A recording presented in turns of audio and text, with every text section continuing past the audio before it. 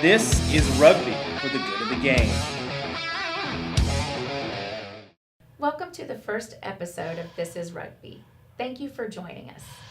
Due to weather, last weekend's games were canceled, so instead today we will be bringing you two interviews. The first is with Larkin Townsend. He is the Eastern Kentucky University men's rugby head coach. The next interview will be with Joe Parrish. He is the Louisville Rugby Club president. We hope you enjoy the interviews, and thank you again for joining us. Larkin, thank you so much for joining us today on This is Rugby. We appreciate your time. Let's start by getting to know you a little better as an individual. Tell us a little bit about when you got your start in rugby and how you became interested in it, and a little bit about your playing career. Back in 1998, I was playing football at Union College. Played a semester there, decided it wasn't for me anymore, transferred to Eastern, tried to play football there. They told me I was too small, didn't much like that, so transferred to EKU after a year at EKU I transferred to UK, and I just got a phone call and they asked me to come try out or come to play. 2 weeks later, I was started for UK against Miami, Ohio. And from that point on, I just have always played, never looked back. So you played those 4 years, the remainder of your college career. And did that then take you into playing post-collegiately as well? Or did you... What happened after college? After college, the group that I went through for my 3 years at UK, we all pretty much graduated at the same time. So we all went up to play for the Lexington Blackstones. And from 2005 to 2009, we put together a pretty good team. We did a national championship run. Didn't win, went to the Nationals though in 2009.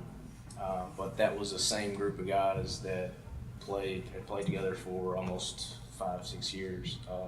So the continuity was there. We knew each other very well. We could all play together to this day and be a pretty good rugby team. Right. But we made that run, and from that point, we all kind of quit after that. And we still played a little bit, but pretty much all of us got into coaching.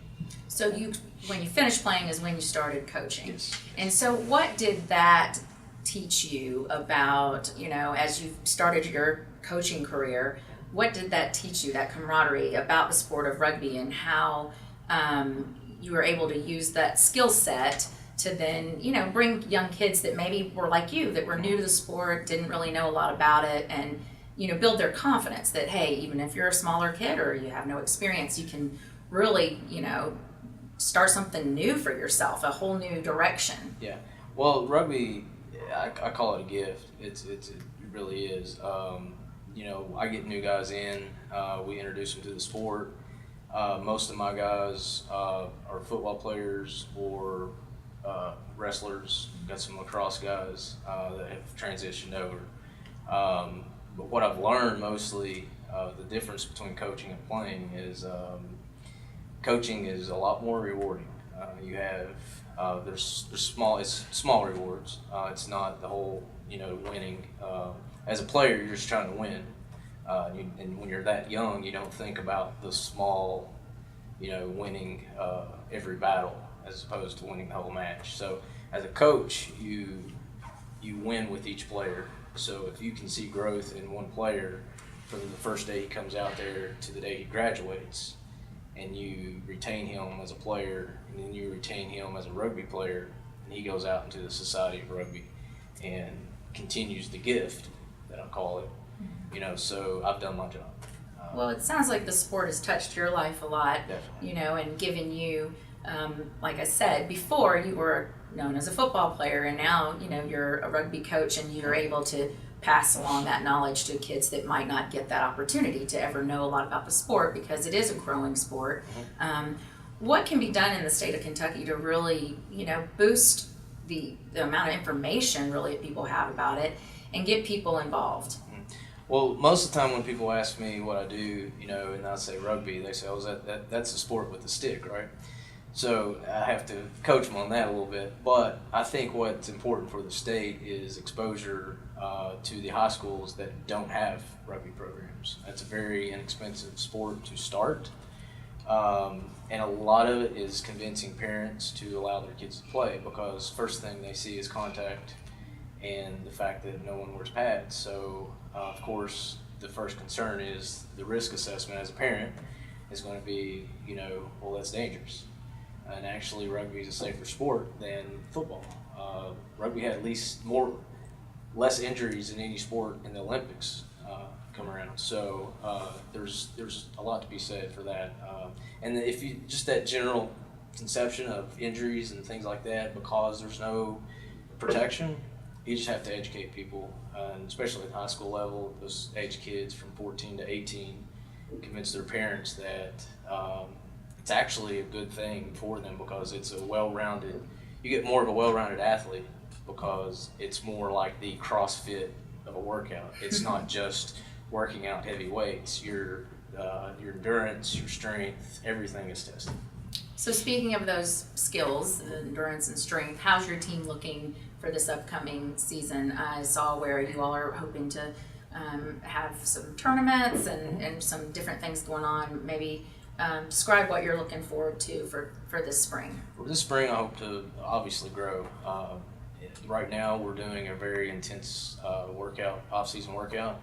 All the guys are back home doing their own workout, so when they get back, we'll reassess them and see what their growth was at that point. Then we'll just hit the ground running as far as where we left off in the spring or in the fall. And then we have a tournament we host. It's called the Pioneer Cup. This year I want to get 4 teams, if not 6, and have a 2-day tournament. So hopefully they can bring some PR into EKU, and some guys can start to see our facilities and our grounds that are kept up very well by our universities. Larkin, the Colonels are part of the Midwest Rugby Conference, along with Western Kentucky and Thomas More. What are the pros and cons of having those teams in the conference with you all? The pros actually are, being that they're in state, so the travel is a lot easier. The biggest pro, I think, that to come out of this conference is the exposure for teams in the state.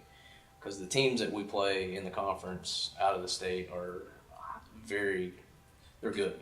They're really good. So, we get that exposure because they have exposure, obviously, because they're established clubs that win a lot. So, we're going through that catalyst kind of to promote our conference and our team. And hopefully raise the level of competitiveness, Sure. It sounds like. Yeah.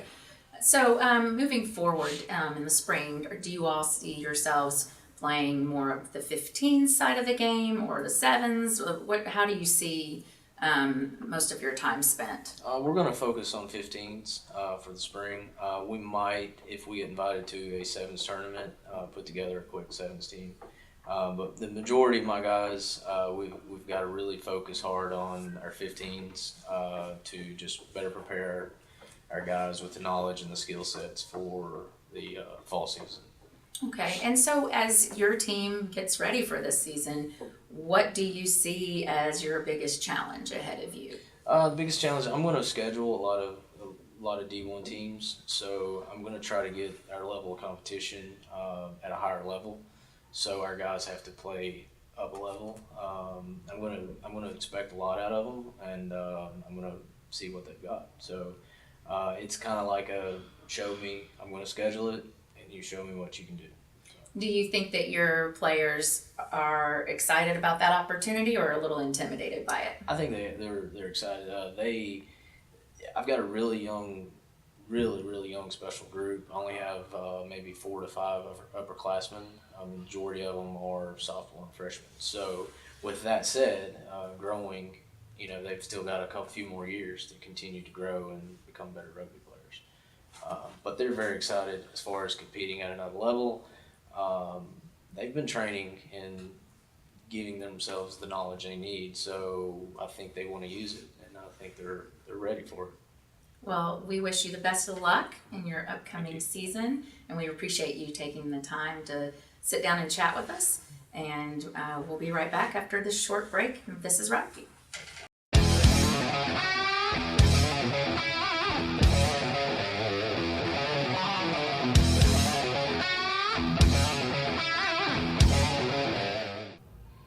We now want to welcome in Joe Parrish. You are from Louisville, and you are the president of the Louisville Rugby Club. Yes, thank you for having us. It's a pleasure to be here. Thank you for coming in. We want to start by just finding out a little bit about how you got involved with the club, what your background is in rugby, and what role you play with the club now. Yeah, I actually found rugby on ESPN one time. I watched USA play Canada, and I saw big guys, little guys, short, tall, everything, and I said, that's a sport kind of for everybody. So I Googled Louisville Rugby, sent them an email, and started playing the next Tuesday up in Seneca Park, playing touch, and been playing ever since for about 9 years now. Wow. So did you have a background in football or soccer or any other type of contact sport, or was this just, you know what, I think I want to do something athletic? My parents set me up to play varsity golf in high school, so that's about the only other sport I actually played. So when I told them I was going to play a contact sport with no pads, they thought I was crazy, and they thought I was even crazier when the coach told me I was going to be their starting hooker. So wow. Yeah, they didn't know what to think until they actually came out and saw it. That's super encouraging for people that really have very limited knowledge about the sport, because in watching it, you would think, oh, well, this has got to be something that people have done for years and years, or they're coming off of another sport that was, a lot of contact. And so to find out that you could do something like golf and then go that direction is probably encouraging to a lot of young people. Definitely. And we have a little bit of everything on our club. We have guys who have played since they were 4 or 5 years old, and then we have guys who came in and they started in their mid-40s and played for a few years. So it's just a bit of everything all over for the men's senior club. Yeah. So this is the 49th year of the club. That's Correct. Amazing to hear. What are your plans for as you move forward? In the future, what do you foresee?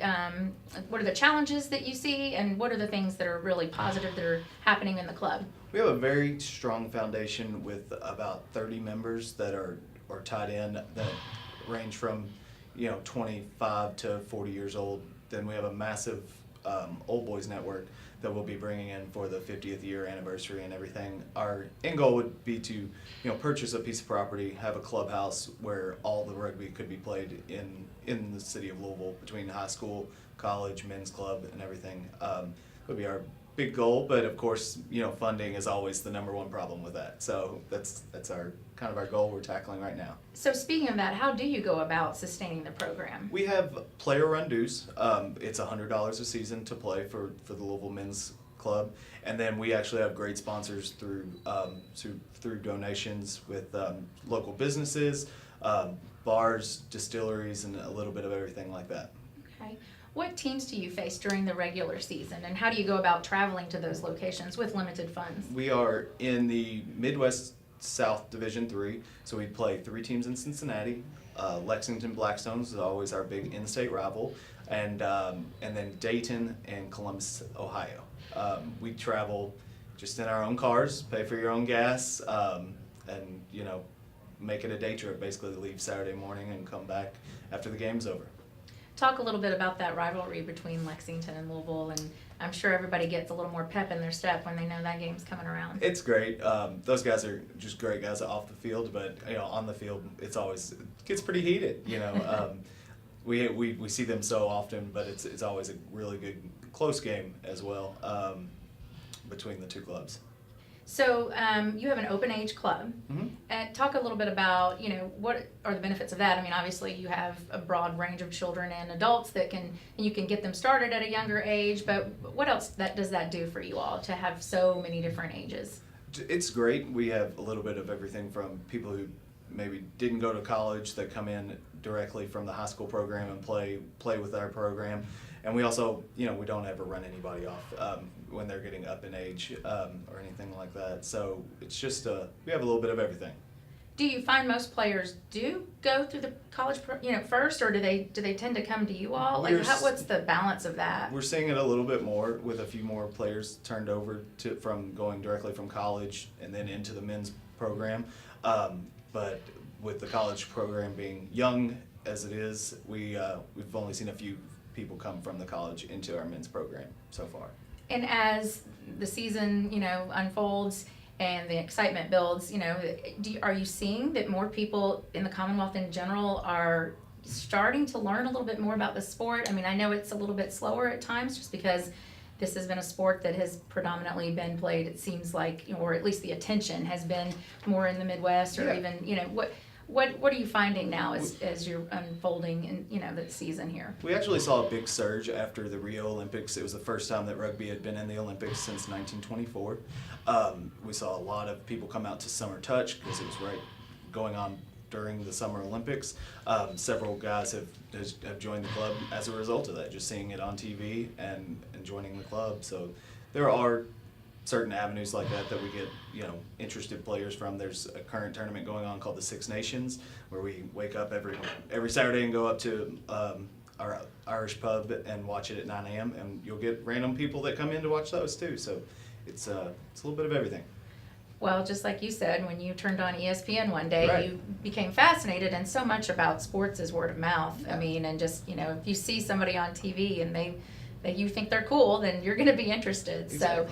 So what can people do to find out more about your club if they're interested, and who can they contact? They can contact our website, our Facebook page. We have all social media platforms, Instagram, Twitter, and everything. But yeah, usually I'll be the person that responds to your email. So we have a lot of people on the social media account that can respond to any kind of questions. Awesome. Well, thank you so much for joining us today, Joe. We appreciate your time, and good luck this year. Thank you so much. Okay. That concludes today's program. Thank you so much for joining us, and be sure to join us again as we continue to bring you more game coverage and interviews.